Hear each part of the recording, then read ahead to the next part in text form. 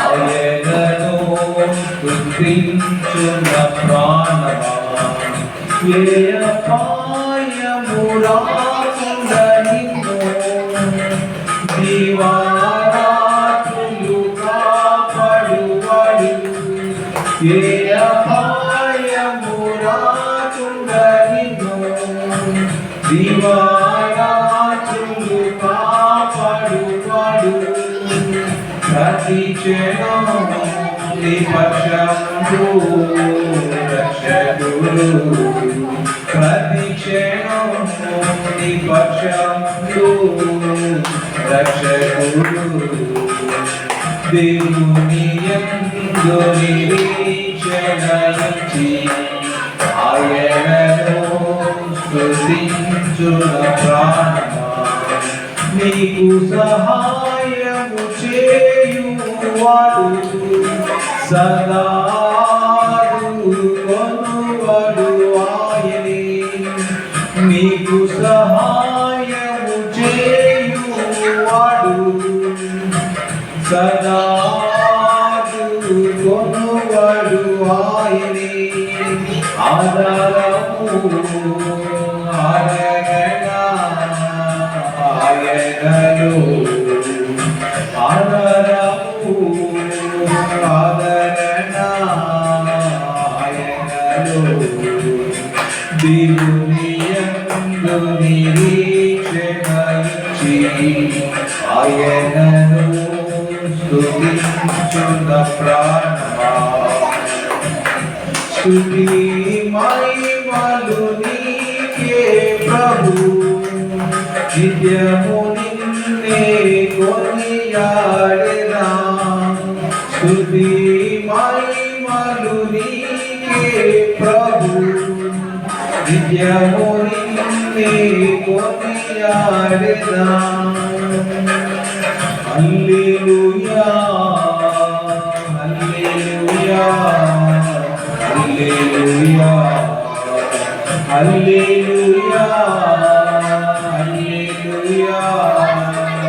హల్లెలూయా దేవుని యందు నిరీక్షణ ఉంచి ఆయనను స్తుతించున ప్రాణమా దేవుని యందు నిరీక్షణ ఉంచి ఆయనను స్తుతించున ప్రాణమా హల్లెలూయా హల్లెలూయా స్తోత్రం స్తోత్రం స్తోత్రం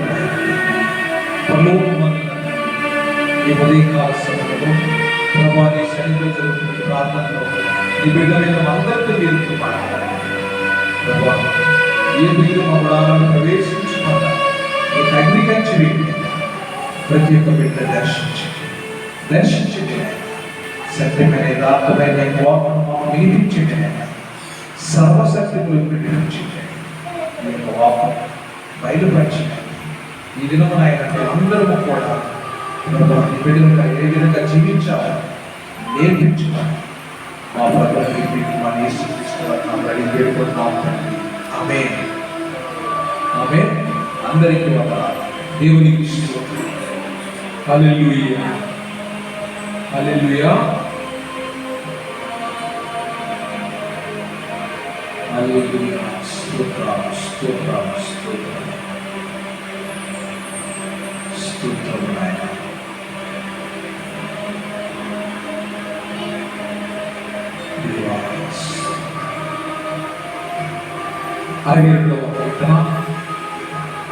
అరవై రెండవ చదువుకుందాం 62వ పేజీ నంబర్ 483 నా ప్రాణము దేవుని నమ్ముకుని మౌనముగా ఉన్నది ఆయన వలన నాకు రక్షణ కలుగుతుంది ఆయనే నా ఆశ్రయ దుర్గము ఆయనే నా రక్షణకర్త ఎత్తైన నా కోట ఆయనే నేను అంతగా గదిలింపబడను ఎన్నాళ్ళు మీరు ఒకరిపై పడుదురు ఒరుగుచున్న కోడలు పడబోవు కంచెను ఒకడు పడద్రోయినట్లు మీరందరూ ఎన్నాళ్ళు ఒకరి పడద్రోయుచుందురు. అతని ఔన్నత్యం నుండి అతని పడద్రోయినకై వారు ఆలోచించుతారు. అబద్ధమాడు వారికి సంతోషము. వారు తమ నోటితో శుభవచనములు పలుకుచు అంతరంగములో దూషించుడు. నా ప్రాణమా, దేవుని నమ్ముకుని మౌనంగా ఉంటున్నారు. ఆయన వల్లనే నాకు నిరీక్షణ కలుగుచున్నది. ఆయనే నా ఆశ్రయదుర్గము, నా రక్షణాధారము, నా ఎత్తైన కోట. ఆయనే, నేను కదిలింపబడను. నా రక్షణకు, నా మహిమకు దేవుడే ఆధారము, నా బలమైన ఆశ్రయదుర్గము. నా ఆశ్రయము దేవుని అంటే దేవునికి స్తోత్రం. హల్లెలూయా. ఈ విధంగా భక్తుడైనటువంటి దావీదు దేవుని స్తుతిస్తూ ఉన్నాడు. దేవుడు పెట్టారా, మనమందరం కూడా నా ప్రాణము దేవుని నమ్ముకుని మౌనముగా ఉన్నది అన్నాడు. మనము ఈ లోకంలో మరి ఎన్నో శోధనలు ఆటంకాలతో భయపడుతూ బాధపడుతూ టెన్షన్స్తో బ్రతుకుతూ ఉన్నాం. నా ప్రాణమా దేవుని నమ్ముకుని మౌనముగా ఉండుము అని ఒక ఆజ్ఞ ఇస్తున్నాడు. ఎందుకంటే మనిషి జీవితంలో ఆందోళన, వేదన, చింత, వ్యాధులతో బాధపడుతూ ఉన్నాం. దేవుడి మరి రోజున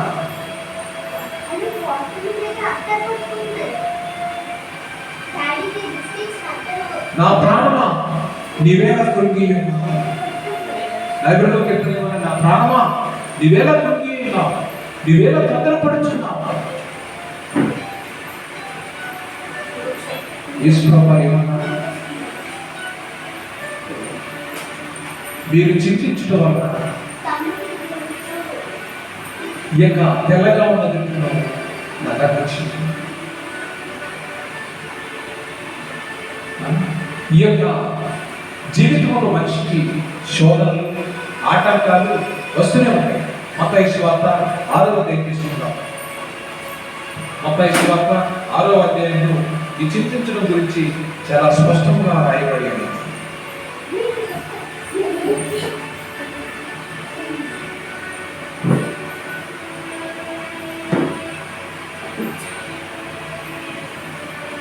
కాబట్టి 31 వచ్చిన మత్తయి సువార్త 6:31. కాబట్టి ఏమి తిందామా, ఏమి త్రాగుదామా, ఏమి ధరించుకుందామా అని చింతింపకుడి. అన్ని జనులు వీటన్నింటి విషయమై విచారిస్తూ ఇవన్నీ మీకు కావాలని మీ పరలోకపు తండ్రికి తెలియదు. ఇవన్నీ కూడా మీకు కావాలని పరలోకపు తండ్రికి తెలుసు. కానీ నువ్వెందుకు చింతిస్తున్నావు? నువ్వెందుకు చింతిస్తున్నావు? రేపటి గురించి చింతింపకండి. రేపటి దినం దాని సంగతులను గురించి చింతించుకున్నాం. ఈనాటి కీడు ఆనాటికి చాలు. ఈనాటి కీడు అంటే కీడు అంటే ఈనాటి కష్టము ఆనాటికి చాలు. ఎందుకంటే నువ్వు చింతించి కుంగిపోయి వేదన చెంది నోటికి వచ్చిన ఇష్టానుసారంగా మాట్లాడండి, ఏమి చేయగలరు? వాక్యం ఏం చెప్తుంది? నీ భారం మీద యెహోవా మీద మోపు, అప్పుడు నీ యొక్క చింత యావత్తు సఫలమవుతుంది. నీ భారం ఎవరికి మోపు? నువ్వు మోయలేనటువంటి భారాన్ని మోస్తూ ఉంటావు. నీ యొక్క అంతరంగంలో వేదన, దుఃఖము దేవుడు చూస్తున్నాడు. దేవుడు చూస్తూ ఉన్నాడు.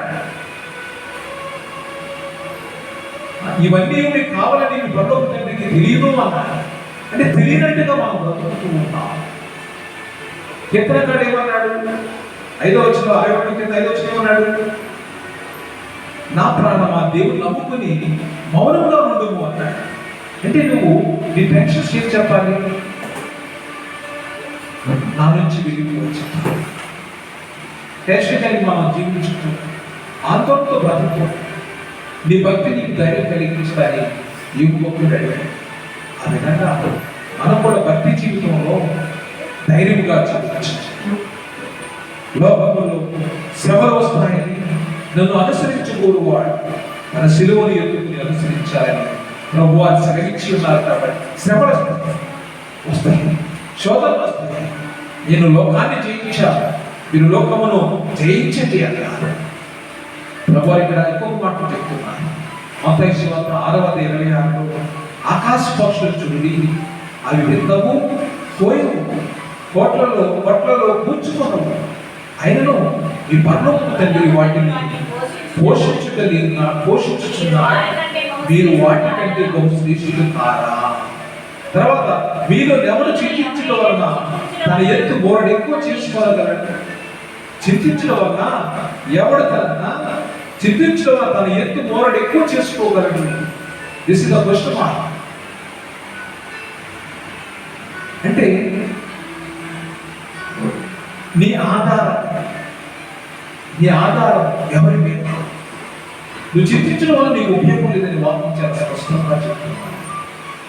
నా నిరీక్షణకు ఆధారము దేవా అంటాడు. ఎందుకండి నా నిరీక్షణకు ఆధారము దేవా, నీ యందు నేను ఆనందిస్తున్నాను. కీర్తనకారుడు ఏమంటాడంటే ఆయన సన్నిధిని మీ హృదయమును కుమ్మరించుడి. దేవుడు మనకు ఆశ్రయం, దేవుడు మనకు ఆశ్రయం. కాబట్టి ఆయన సన్నిధిని మన హృదయాలు కుమ్మరించాలి. రేయి మొదటి జాములు లేచి ఆయన సన్నిధిలో మనము విజ్ఞాపన చేయాలి. సో ఈ రోజున చింతించడం వలన నువ్వు ఏమి కూడా చేయలేవని అక్కడ 26వ వచనంలో మీలో ఎవడు చింతించడం వల్ల తన ఎత్తు బోరడు ఎక్కువ చేసుకోగలడు. నీ చింతకు సమాధానం క్రీస్తు. నీ బాధలకు, నీ కష్టాలకు, నీ వేదనకు, నీ శోధనకు సమాధానము క్రీస్తే. దేవునికి స్తోత్రం. హల్లెలూయా, హల్లెలూయా. 6వ అధ్యాయం మత్తయి సువార్త 6వ అధ్యాయం 26వ వచనం. ఆకాశ పక్షులు చూడండి, అవి విత్తవు, కొట్లలో కూర్చుంటాము, అయినను మీ పరలోకపు తండ్రి వాటిని పోషిస్తున్నాడు. దేవునికి స్తోత్రం. అంటే ఈ పక్షులు పోషిస్తున్న దేవుడు ఇది పోషించడా? నోటి మాటతో పక్షులు కలుగుతుందా అంటే పక్షులు, కానీ మనిషి తన స్వరూపంలో తన రూపంలో దేవుడు సృష్టించుకున్నాడు.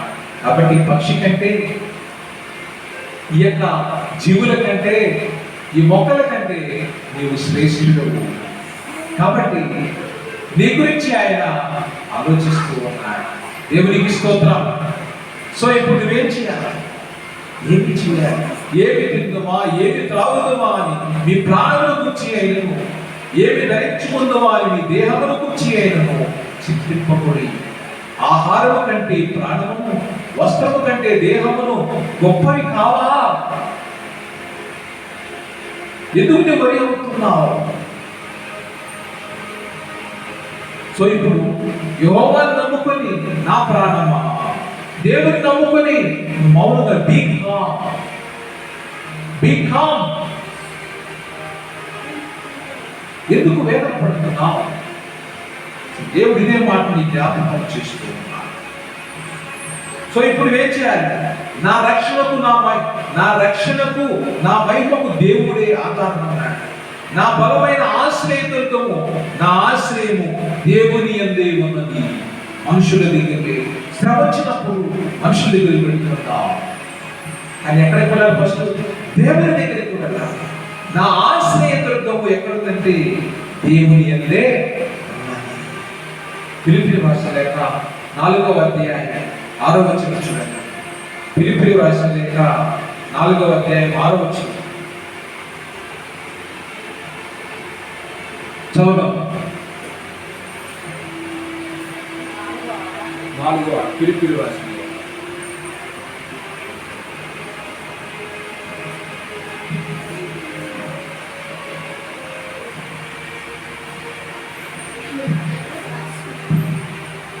నాలుగో ఏమని రాయబడిందంటే దేనిని గురించి చింతపడకూడదు కానీ ప్రతి విషయంలో ప్రార్థన విజ్ఞాపనల చేత కృతజ్ఞతాపూర్వకముగా మీ విన్నపములు దేవునికి తెలియచేయండి. దేవునికి స్తోత్రం. హల్లెలూయా. ఎవరు చెప్పాలి? కృతజ్ఞతాపూర్వకముగా దేని గురించి చింతపడకుడి కానీ ప్రతి విషయములోనూ ప్రార్థన విజ్ఞాపన చేత కృతజ్ఞతాపూర్వకముగా మీ విన్నపములు దేవునికి తెలియచేయండి. అప్పుడు సమస్త జ్ఞానములకు ఇచ్చే దేవుని సమాధానము యేసుక్రీస్తు వలన మీ హృదయములకును మీ తలంపులకును ఆవరించును. ఈ తలంపులు ఎక్కువ అవటం వల్ల, ఆలోచనలు ఎక్కువ అవటం వల్ల మనిషి ఆనందంగా జీవించలేకపోతూ ఉన్నాడు.